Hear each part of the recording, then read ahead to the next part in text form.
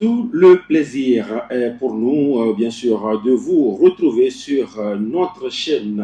Vous êtes bien sûr sur Radio Odina et c'est bien l'heure de votre émission Pluriel. Avec Pluriel, nous évoquons encore la thématique liée à la jeunesse, comment rendre les jeunes plus compétitifs sur le marché de l'emploi. Voilà le sujet qui nous intéresse dans ce nouveau numéro de Pluriel.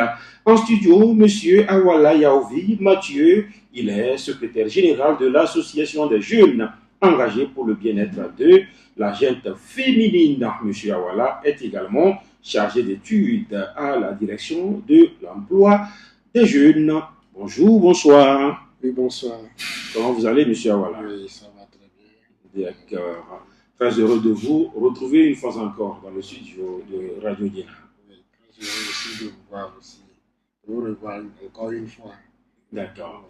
Nous sommes heureux donc de nous revoir. Ah oui. Alors, on va parler justement de cette thématique. Mais ma première question, Monsieur Awala, quand on parle de l'employabilité de la jeunesse, c'est quoi? Oui.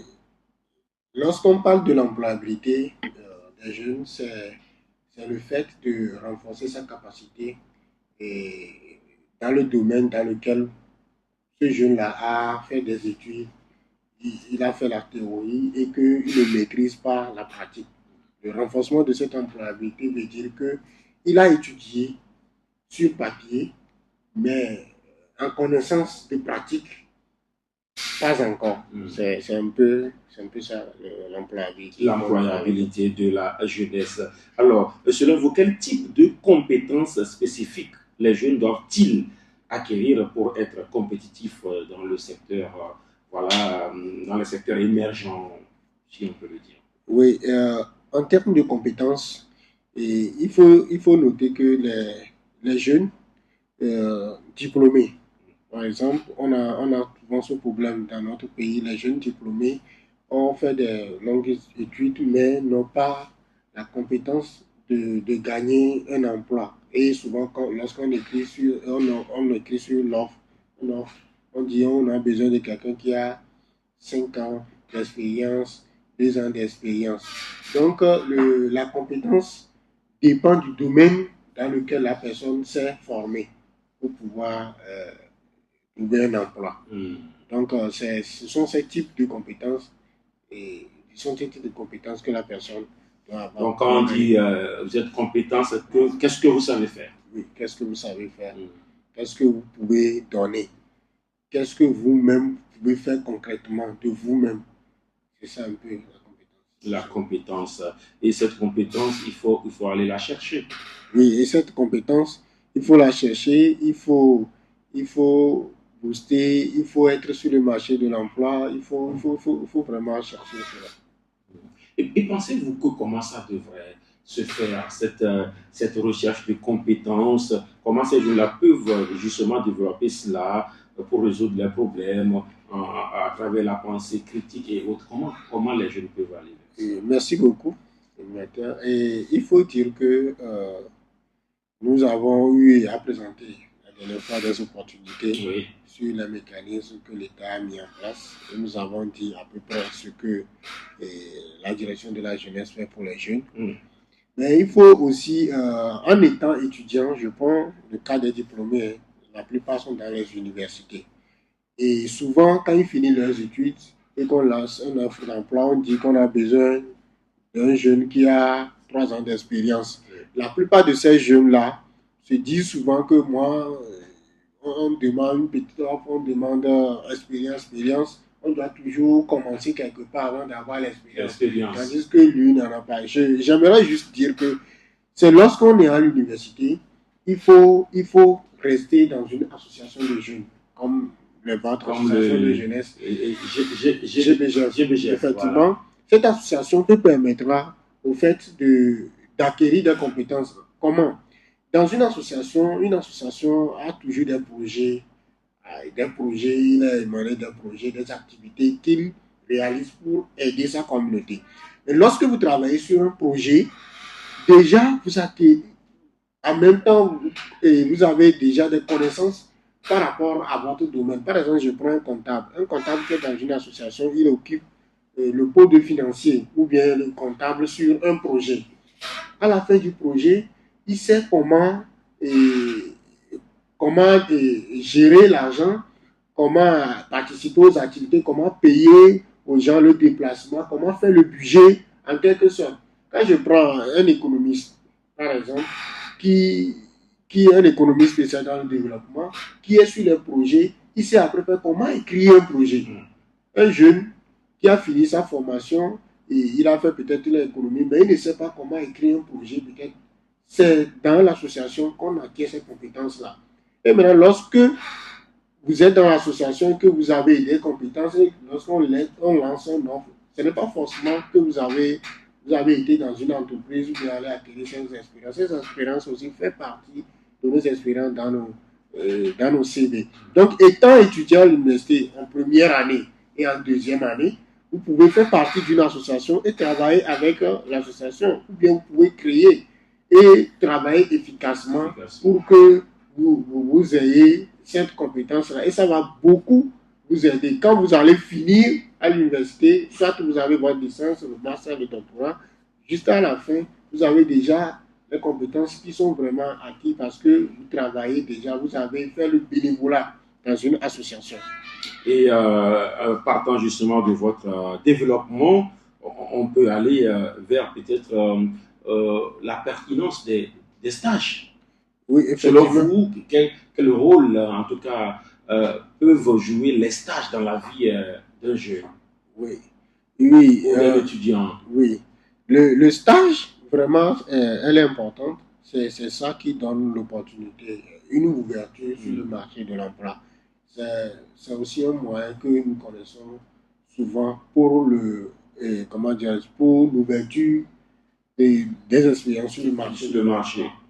Donc, les stages, vraiment, c'est vraiment important. Il faut, quand on est à l'université, ce n'est pas à la fin de nos cursus scolaire qu'on doit demander le stage. Normalement, quand on est à l'université, c'est en ce moment qu'on peut commencer par demander les stages, chercher les stages. Mais moi, ce que moi je dis souvent, les jeunes disent souvent que quand nous demandons les stages, les entreprises refusent. Les entreprises disent que, bon, même stage bénévole, ils refusent, ils ne donnent pas. Souvent c'est vrai, souvent c'est faux. Oui, souvent c'est vrai, souvent c'est faux. Mais c'est quelque chose qui est d'actualité. Parce que ces entreprises supposent, lorsque vous venez, même si c'est du bénévolat, ils ont toujours des charges. Parce que quand vous venez, le bureau que vous occupez, peut-être vous avez la climatisation, vous utilisez la climatisation. Parfois, si c'est une entreprise privée où ils fabriquent des trucs, vous allez apprendre des secrets. Certains entrepreneurs disent que le jeune vient au stage, il apprend des secrets qu'il part pour diffuser ailleurs. Donc, ça fait que parfois... Est-ce que c'est peut-être... est-ce que ces raisonnements ou ces arguments tiennent la route, M. Awala? Pas forcément. Parce que vous êtes comptable, vous avez un stagiaire, vous n'êtes pas obligé d'ouvrir votre laptop au stagiaire pour qu'il puisse savoir vos chiffres, par exemple. Normalement, un stagiaire est censé de connaître tout. Mais si vous avez des secrets, est-ce que vous êtes obligé d'ouvrir vos secrets au stagiaire? Oui. Est-ce que le stagiaire est censé connaître tout, M. Awala? Oui, puisque on veut renforcer la capacité. Le stagiaire, s'il a la chance de connaître tout, il serait encore plus compétitif sur le marché de l'emploi. S'il connaît tout, est-ce qu'il est encore stagiaire? Parce que là, on parle d'un stagiaire. Oui. Le stagiaire qui connaît tout, qui a même la clé du bureau du directeur. Est-ce que c'est encore un stagiaire? Pour certains, c'est important, mais pour certains, ce n'est pas encore pas mal. Il y a les différents types de stages. Il y a les stages que les jeunes qui veulent présenter son mémoire, mais qui veut faire le stage. Oui. Il est venu, là c'est pour un temps. Il ne peut pas tout connaître. Mais quelqu'un qui a fini et qui est à la recherche de l'emploi, donc il cherche du stage, peut-être en ce sens-là, on peut lui montrer, si on lui faisait confiance de lui donner tout. Moi, je parle en termes des entreprises, par exemple des entreprises privées. Je prends des entreprises qui fabriquent, je prends une entreprise qui fabrique du jus. Oui. Maintenant, arrivé là-bas, il peut regarder, il dit que vraiment le jus qu'on fait là-bas, c'est comme ça, c'est comme ça. Après, ça a fini son stage. Il y a des produits ajoutés. Voilà, c'est ce qui fait que certains entrepreneurs ou bien certains responsables disent que bon, pour le moment, nous n'avons pas besoin de stagiaires. Nous prenons des stagiaires qui peuvent, après, on peut l'engager. Donc, ça dépend de chaque entreprise. Ça dépend de. Je ne dis pas que c'est ce que les entrepreneurs qui refusent, c'est ça. Donc, étant jeune, il faut savoir aussi chercher le stage, comment faire et gagner un stage. Pas forcément ce que l'école nous envoie souvent pour renforcer et venir faire le... Certaines entreprises ressignent à justement prendre des stagiaires, mais dans la plupart des cas aussi, c'est des jeunes qui ont du mal à bousculer. Vous allez peut-être à une ou deux entreprises, on vous dit non, et puis vous regagnez la maison. Oui. C'est trop facile. Oui, c'est trop facile. Tout d'abord, il y a aussi certaines erreurs que les jeunes font. Lorsque le jeune prépare une lettre de demande de stage, il oublie de mettre les décharges sur ça. Normalement, quand vous déposez un courrier, il faut ajouter une décharge et que celui sur laquelle, celui qui a reçu le courrier va signer et peut-être va mettre son numéro pour faciliter le suivi. Après, vous allez revenir, si vous n'avez pas de réponse, 2 semaines, un mois après, venir demander, mais j'ai déposé mon courrier. On vous dit qu'on n'a pas vu le dossier. Voilà, donc vous devez venir faire le suivi pour savoir, vous avez déposé, pour savoir là où le dossier en est. Et comme ça, vous êtes rassuré que bon, vous avez fait votre demande et que vous n'avez pas un retour. Mais ce qu'on remarque au niveau des jeunes, les jeunes déposent le courrier et puis partent à la maison. Et il se dit, il reste à la maison, il se dit que bon, si c'est bon, on va l'appeler pour venir. Moi, je le dis bien parce que le jour tu reviens pour faire le suivi de ton dossier, peut-être c'est le jour-là, peut-être le directeur même va te voir, peut-être il est venu faire quelque chose au secrétariat, il te voit, peut-être le jour-là, tu auras le temps de dire que c'est telle personne, puis il peut profiter pour t'écouter. Tu auras le temps de souffler un mot dans l'oreille du directeur et en puis, 10 secondes. En 10 secondes, et puis il peut t'écouter et tu peux aussi trouver de l'emploi. Moi, je reviens toujours au niveau des associations. Et la plupart des jeunes qui militent des associations, moi je dis souvent, ils ont beaucoup d'expérience. Et vous allez voir que dans leur CV, il y a beaucoup de choses. Ce qui fait qu'au niveau des entrepreneurs, il y a beaucoup de choses qu'ils apprennent. Au niveau des entrepreneurs, ou bien au niveau des entreprises, quand ils demandent des offres et autres, c'est facile pour eux. Parce que déjà, on se dit qu'ils maîtrisent déjà le travail fait. Mais il n'a pas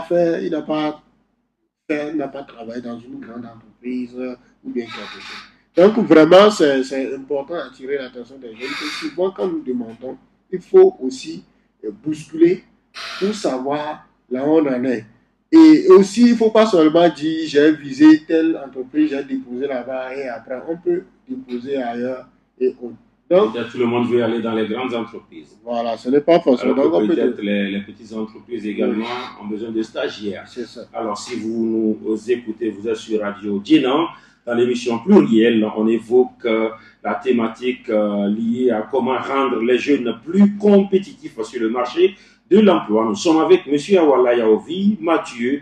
Il est secrétaire général de l'Association des jeunes engagés pour le bien-être de la jeune féminine, chargé également d'études à la direction de l'emploi des jeunes. M. Awala, vous avez évoqué le stage, compliqué à les avoir. Alors, il se dit aussi que des jeunes veulent des stages rémunérés. Voilà, c'est le gros lot du problème, ça. C'est que les stages rémunérés, d'abord, je le dis toujours, il faut vouloir commencer vers le haut. On peut commencer aussi du bénévolat jusqu'à trouver des stages rémunérés. Mais le problème est que on ne peut pas finir sans expérience. Premièrement, on a parlé de stages en cherchant des expériences. Oui.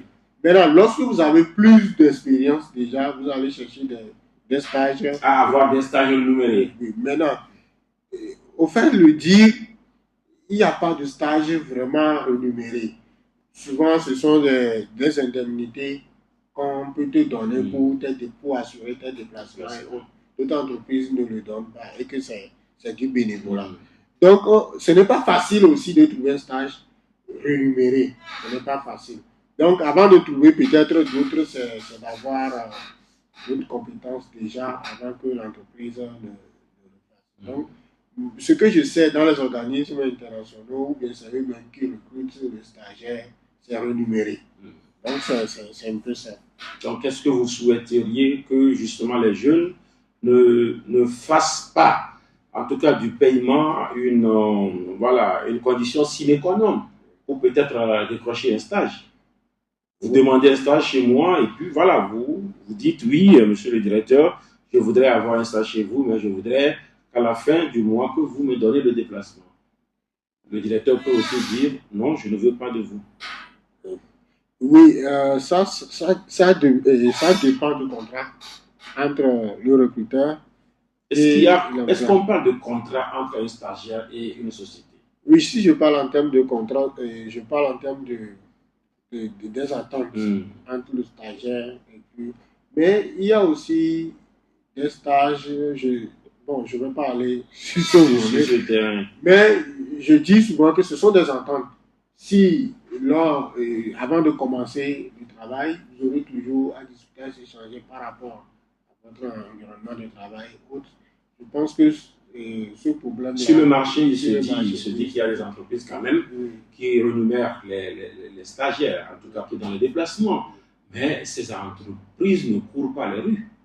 Oui, ça dépend. Ça dépend du budget aussi de l'entreprise. Ça dépend des moyens de l'entreprise. La taille de l'entreprise. Si l'entreprise n'a pas de moyens, c'est difficile qu'il couvre les stagiaires. Là, il peut te dire en même temps que tu viens, mais puisque lorsque vous payez aux stagiaires, vous savez, le coût du travail va te dire peut-être un stagiaire, vous pouvez le prendre, il sera pris en charge à la Caisse nationale de sécurité sociale, il sera assuré à la MU.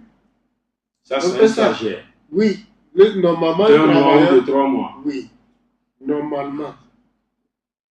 Est-ce que ce ne sont pas ces conditions, du bureau du travail également qui freinent les voilà. Quand les entrepreneurs voient tout ça, ces conditions, ils disent que bon, peut-être que c'est compliqué déjà d'assurer même tous les travailleurs. Effectivement, c'est vraiment compliqué d'assurer, puisque si vous n'êtes pas une grande entreprise, ça serait difficile pour vous de prendre ça. Pour cela, il y a certaines entreprises. Maintenant, c'est le jeune même qui peut vous viser une entreprise. Je donne un exemple, vous visez une entreprise, vous voyez que l'entreprise, là, il est dans tel domaine.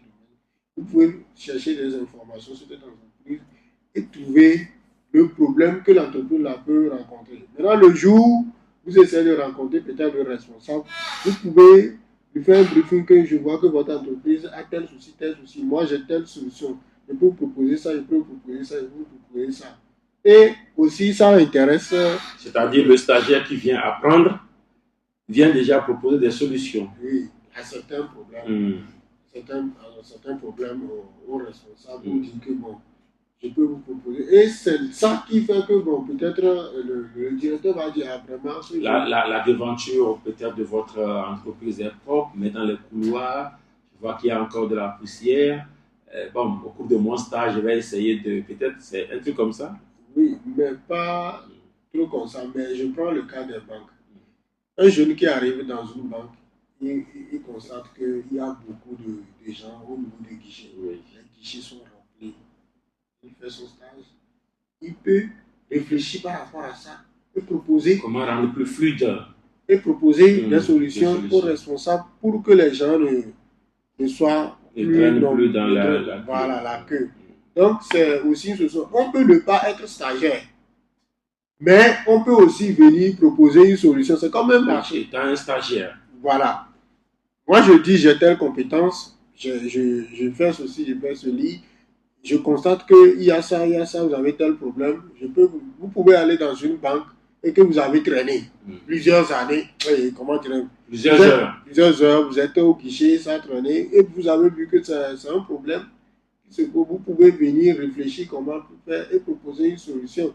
Et si vous demandez ce contrat-là, peut-être l'entrepreneur, lui, en voulant trouver une solution pour avancer son business, va vouloir vous intégrer dans son équipe.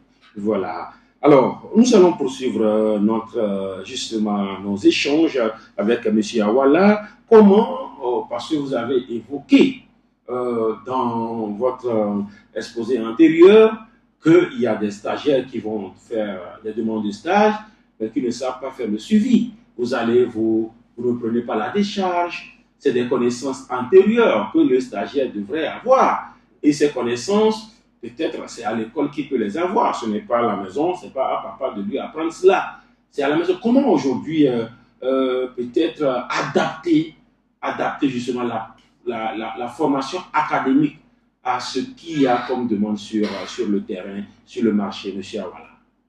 Dans la formation, pour répondre à ça, la formation académique, je pense que dans nos programmes, à l'université, que ce soit à l'université, il faut qu'on intègre un programme de technique de recherche de l'emploi aux jeunes. C'est-à-dire que quand on apprend aux jeunes comment faire un bon CV, comment être de l'emploi avec son CV et autres, je pense que cela peut aider le jeune à connaître ses petites astuces pour pouvoir gagner de l'emploi. Ça peut-être c'est pour venir apprendre à déposer un courrier de stage. Pas forcément. Ça englobe tout. Quand on parle de technique de recherche. Pensez-vous qu'un chapitre incorporé, juste un chapitre incorporé pour savoir comment chercher les choses, c'est suffisant pour adapter la formation académique à... Quand je dis, ce n'est pas forcément un chapitre. Mais je prends l'exemple, la pratique. Un jeune qui rentre dans une administration, bien, il rentre dans un service, et il rencontre le responsable. Il peut profiter, en même temps lui dire bonjour, je suis tel, je fais ceci, je fais cela. Ce sont des pratiques. Dans la technique de recherche de l'emploi, c'est aussi une partie qu'on peut apprendre aux jeunes. Oui. Que ce n'est pas forcément déposer le courrier. Peut-être que vous avez déposé le courrier, vous avez fait le suivi, il n'y a pas de réponse, maintenant vous pouvez demander un rendez-vous à rencontrer même le directeur. Et en ce sens-là, vous pouvez profiter. C'est pour cela que je dis, c'est un processus. Ça serait un processus qu'on apprend et que le jeune ait connaissance de ça. Et quand il finit, comment dirais-je, sa formation, il sait qu'il a des connaissances pour les techniques. Le constat, en tout cas retentissant, c'est que la formation académique au Togo est aux antipodes de ce qui est recherché sur le terrain. Vous partagez cet avis-là? Oui, effectivement, vous parlez de l'inadéquation entre formation et emploi. Oui, ça, au Togo, il y en a, c'est pas forcément au Togo, mais partout, presque en Afrique, le problème là se pose. Mais, puisque ce sont les formations disponibles que nous obtenons,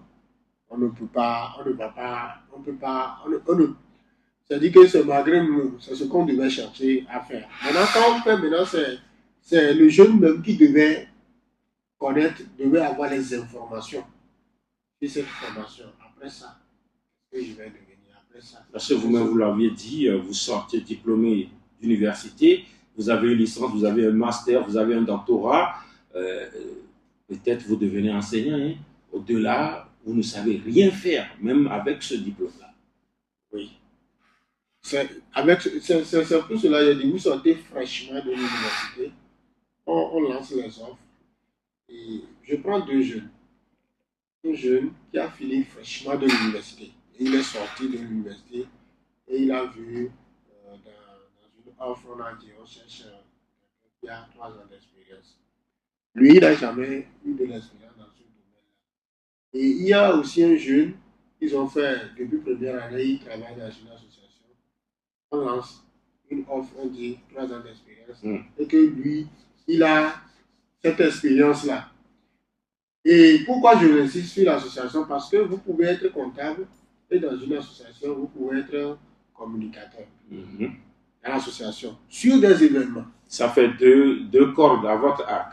Ce que vous avez appris à l'école est carrément différent de ce que vous apprenez dans l'association, bien dans la vie courante. C'est ce que vous habituez, vous êtes... Et puis, on lance une offre de communicateur, malgré que vous n'avez pas le diplôme, mais c'est ce que vous savez et que vous postulez dans votre lettre de motivation, bien sur votre CV. Vous pouvez dire que vous savez faire ceci, ça fait ceci, et ça peut intéresser aussi parce qu'on cherche quelqu'un qui connaît le travail, qui le fait déjà. Donc, ce n'est pas forcément que si je suis en train de faire la comptabilité, que c'est la comptabilité jusqu'à la fin. Mais est-ce que tout le monde n'est pas mieux dans ce qu'il a appris? Monsieur Awala, vous avez fait les lettres. Vous avez appris les lettres. Est-ce que vous n'êtes pas mieux dans les lettres que voilà, sortir licencié en lettres modernes et devenir comptable à Radio Diena? Est-ce que c'est en adéquation, monsieur Awala? C'est-à-dire, vous sortez, voilà, vous avez eu le bac à 4, vous continuez l'université, vous faites les lettres modernes, vous finissez, vous avez votre licence, je ne veux pas aller loin. Vous finissez, vous avez votre licence et puis vous devenez comptable à Radio Diena. Bon, je peux dire. Contre celui qui a fait la G2, il vient à l'université, il fait ce qu'on appelle la FASEG, il fait même l'économie, il finit, voilà, et puis il est comptable, il est dans son assiette. Oui, c'est ce que je me dis. Quelqu'un qui a fait la littérature, il est devenu comptable. Si il a cette expérience peut-être dans une association, qu'il a la passion de la comptabilité. Non, il le fait bien, ce n'est pas qu'il ne le fait pas bien. Je n'ai pas dit qu'il ne le fait pas. Mais est-ce que celui qui a fait la comptabilité, a appris à faire et a fait également le terrain, est-ce qu'il n'est pas mieux que... Voilà. Si nous prenons quelqu'un qui a géré l'argent pendant 5 ans et qui maîtrise, moi je parle en termes de pratique. Oui. Je parle en termes de connaissances pratiques. Et quelqu'un qui venait franchement de finir ses études en comptabilité à l'université, avec quelqu'un qui connaît déjà sur un projet comment gérer les projets. Vous avez les projets, vous allez dire que, bon, que lui, il est comptable et comment dirais-je, lui, il maîtrise, mais il n'a pas ce diplôme. Donc, bon, je pense qu'ailleurs, c'est dans d'autres pays, surtout chez les anglophones, ce qu'on demande, c'est ce que tu sais faire. Ouais. Ce que tu sais faire d'abord. Ils vont tout droit. Hein. Oui. Ils vont tout droit. Avant de demander le diplôme. Mais nous, ici, c'est le diplôme d'abord. Avant la compétence. Donc, c'est pour être... voilà un peu ce que je peux dire. Ici, on essaie d'adapter. On essaie d'adapter. Il faut adapter. Voilà, en électricité, il y a un truc qu'on appelle adaptateur. Quand on dit adaptateur, ce n'est pas la chose originale. C'est qu'on adapte. Adaptateur. Donc ici, on adapte tout. Hein. Vous êtes sur Radio Diena. Heureusement que nous, on n'adapte pas. Hein. Voilà. Ici, on a des professionnels quand même qui sont là. Nous avons avec nous M. Awala Yaovi Mathieu. On évoque comment rendre les jeunes plus compétitifs sur le marché de l'emploi. M. Awala, on parle toujours des jeunes. Comment les jeunes peuvent-ils utiliser les réseaux professionnels et les plateformes de réseautage pour améliorer leurs opportunités d'emploi? Je dirais qu'aujourd'hui, on a la chance d'avoir nos mobiles et la connexion. Tout est sur les réseaux sociaux. Oui. Il y a TikTok, il y a la plateforme WhatsApp, il y a Telegram. Sur Telegram, tu peux écrire, tu peux chercher des groupes d'offres d'emploi. Oui. Emploi TG et tout. Vous pouvez activer les sites d'emploi dans votre mail. Vous avez la notification chaque jour. Et vous pouvez postuler à des offres d'emploi qui vous paraît qui correspond à votre profil. Donc, on a une facilité aujourd'hui avec la technologie d'être encore plus ouvert, connaître les opportunités. Autrement dit, le numérique est importantissime, parlant des jeunes. Oui. Le numérique est à l'ère de bon, le numérique, de nos jours, c'est le numérique qui convainc. Donc, je pense que même Web Radio c'est numérique. Oui. Donc, je crois qu'avec le numérique, on nous suit actuellement à la Maison Blanche. Hein. C'est avec le numérique que l'entreprise Ozem a développé son entreprise par le numérique. Oui. Et même les d'autres entreprises l'ont suivi après ce qu'ils ont commencé. Ils ont commencé avec Ozem, on a vu ce que ça peut donner. Je profite de cette occasion. Ce n'est pas seulement aussi que les jeunes doivent aller à l'école pour dire que forcément après l'école, je vais gagner un emploi. Et il y a un enseignant qui m'a une fois dit que on ne va pas à l'école pour devenir riche, mais on va à l'école pour acquérir des connaissances et venir les développer. Si tu veux devenir riche, il faut aller à Sigame. C'est-à-dire que les riches sont là-bas en train de faire un commerce et qu'ils gagnent beaucoup d'argent. Donc si tu décides d'aller à l'école, ne nous fais pas, voilà. C'est pour acquérir des compétences. Prendre tous la route à Sigame, hein, parce que tout le monde veut avoir l'argent. Hein. Et c'est voilà. On quitte ici, on prend la route à Sigame. Oui, donc c'est pour acquérir des compétences. Ce n'est pas éviter de ne pas être riche. Mais ça, c'est un chemin aussi. Mais vous finissez les études, maintenant c'est l'emploi que vous allez trouver avant de commencer par de... Or, celui qui, quand vous prenez ça, normalement, dès le tout petit, commence à vendre tout ça là. Donc lui, il gagne, il est en contact avec l'argent. Or, toi, on doit attendre. Toi, tu vas à l'école d'abord. Tu vas à l'école d'abord avant de chercher l'argent. L'enseignant a dit qu'on ne va pas à l'école pour gagner, mais c'est d'acquérir des connaissances pour pouvoir développer cela et gagner de l'argent. D'accord. On suppose que le jeune a appris ce qu'on appelle c'est peut-être manier ou bien c'est ce que c'est que le numérique. Mais il faut peut-être en faire bon usage. Vous avez évoqué, oui, voilà, aller sur Instagram, aller sur, vous avez parlé de Telegram, vous avez parlé de, voilà, les réseaux sociaux. Mais il faut savoir quand même utiliser ces réseaux sociaux. Oui, ces réseaux sociaux, je dirais que les gens utilisent ça aujourd'hui pour gagner de l'argent. Et vous voyez les influenceurs, les TikTokers aujourd'hui, tout le monde l'utilise pour faire le commerce. Les gens l'utilisent pour faire le commerce. Est-ce que tout le monde l'utilise pour faire le commerce? Non, ce n'est pas tout le monde. Voilà. Mais comme on n'est pas obligé, on ne nous oblige pas, c'est la volonté de tout le monde. Maintenant, qu'est-ce que les jeunes doivent justement faire du numérique? Oui, c'est ça que je dis, qu'il y a les avantages. Les avantages, c'est que, c'est-à-dire, vous pouvez créer, il y a des jeunes qui font de la comédie, il y a des jeunes, à travers le numérique, créent des entreprises, il y a des jeunes qui font beaucoup de choses, des formations, des émissions, des débats, etc. Tout ce qui peut remporter. C'est un peu ça. On peut se former aussi par le numérique. À travers le numérique. On peut se former par le numérique. On peut trouver des stages par le numérique. C'est ça. Et on peut trouver des stages, des opportunités. Actuellement, CDAO a lancé le recrutement de stagiaires.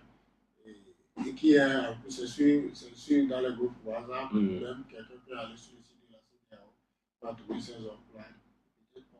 Voilà. Ce sont des opportunités. Peut-être un directeur général que vous avez d'une entreprise que vous avez du mal à voir, vous n'arrivez même pas à décrocher un rendez-vous. Par le numérique, vous pouvez peut-être converser avec lui. Oui, effectivement, c'est un peu ça, parce que rencontrer un directeur, c'est pas facile. Il suffit seulement d'aller sur sa page LinkedIn ou bien quelque chose, chercher son pour vous pouvez obtenir son contact et essayer de le contacter pour parler. Donc, vous allez le chercher, comme on le dit. Voilà. Alors, pour parler du numérique, aujourd'hui, il y a l'intelligence artificielle aussi qui est développée et qui est en train de prendre. Nous allons revenir sur ça après, c'est-à-dire dans le programme du Commonwealth, les opportunités du Commonwealth. Mais nous allons revenir sur ça après. L'intelligence artificielle aussi qui est en train de... Ce ne sera pas dans cette émission. Hein. On est en train de finir comme ça. Oui. Donc, l'intelligence artificielle est aussi très importante pour les jeunes, le développement du numérique. Alors, quel rôle jouent les compétences interculturelles et la diversité dans la compétitivité des jeunes sur le marché global? Monsieur Awala. Compétences interculturelles. Oui. C'est-à-dire, je ne sais pas. Il y a la diversité culturelle. Ce qu'on appelle par exemple, voilà, le Béninois a peut-être sa culture à lui, le Togolais a sa culture à lui. Maintenant, vous êtes un Togolais, peut-être vous allez chercher un stage ou bien de l'emploi chez un entrepreneur béninois. Alors, quel rôle peut-être les compétences interculturelles? Par exemple, je ne sais pas si vous me suivez un peu. Est-ce que ça peut aller, la question? Ou bien je la pose et puis je réponds? Il faut, parce que je ne sais pas comment... La question... dit interculturel, c'est-à-dire, bon, on reste au Togo. Oui. Je prends un exemple, un Kabien et... Voilà, là aussi. Un Lesso. Oui. C'est-à-dire, ils travaillent ensemble, ils cohabitent ensemble. Voilà. Je pense que la question de solidarité dans notre pays aujourd'hui a pris de l'élan. Ce problème-là ne se pose plus de trop. On arrive à accepter l'autre, on travaille ensemble, on collabore ensemble. Mais en termes de culture, je pense qu'il n'y a pas assez de diversité là-dessus. Je ne sais pas. Même la diversité au niveau de la compétence, au niveau de la compétitivité. Vous avez donné des exemples, par exemple, vous avez dans votre entreprise quelqu'un qui sait manier l'ordinateur, vous avez dans votre entreprise quelqu'un qui sait très bien balayer la cour. Ça, c'est des compétences quand même diversifiées. Les deux employés n'ont pas la même compétence, en tout cas, entre-temps.